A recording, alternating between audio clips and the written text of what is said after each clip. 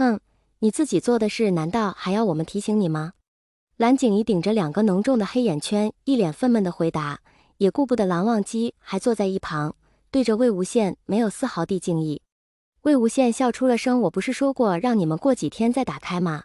谁让你们那么心急？你又没说具体的时间，谁知道你说的过几天到底是几天？再说了，我们明明也等了好几天，说的好像换个时间打开就不会这样似的。换个时间打开当然不一样了，今天下午还要见那么多的长辈，你们这样可要怎么见人？魏无羡越说，脸上的笑容越发的灿烂起来。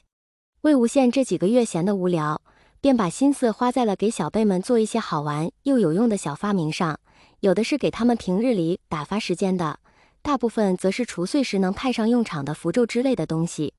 前几日他突然给了蓝思追和蓝景怡一人一个小包，说是过年了给他们做的小礼物，再三叮嘱让他们过几日再拆开来看。2人都以为他又做了什么好玩的东西，没怎么怀疑就收下了。昨晚他们和几个师兄弟闹着玩，便将魏无羡给他们的东西打开了看。结果打开的时候，只见白光一闪就什么都没有了。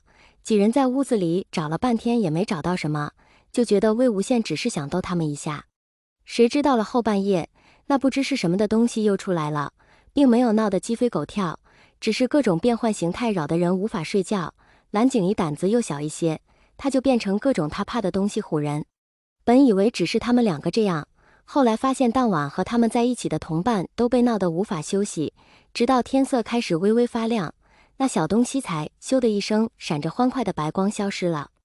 他们以为事情这就结束了，结果早晨起来就发现眼睛周围多了一圈浓似墨的黑，站得离他们远的人看不见，一走近就非常明显，还怎么也弄不掉。好在没再连累到他们的伙伴，最后出了这种状况的只有他们2人。魏前辈，这个东西今天之内真的不能去掉吗？一直默默站在一旁的蓝思追问道。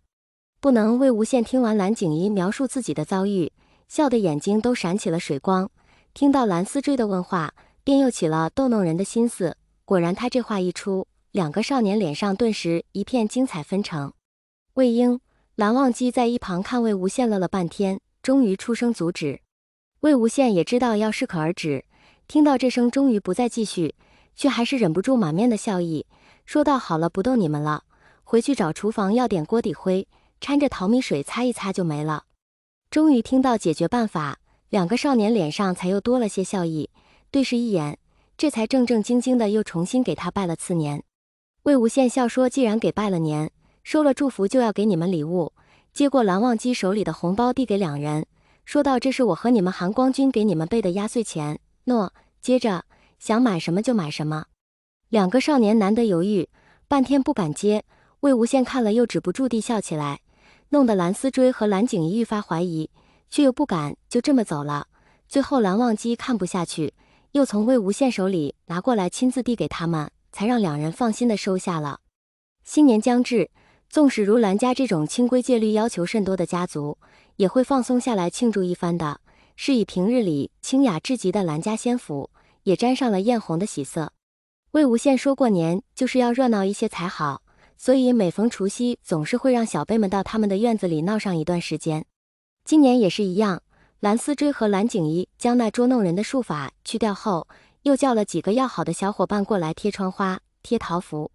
几个人凑在一起选了半天没选到几个满意的，就开始自己动手剪。魏无羡看了一会儿也觉得有趣，拿了几张红纸过来就开始写画画，然后就拿起剪刀剪了起来。蓝思追看他剪得认真，忍不住问道：魏前辈，您剪的是什么呀？待会儿你就知道了。魏无羡神秘地说道。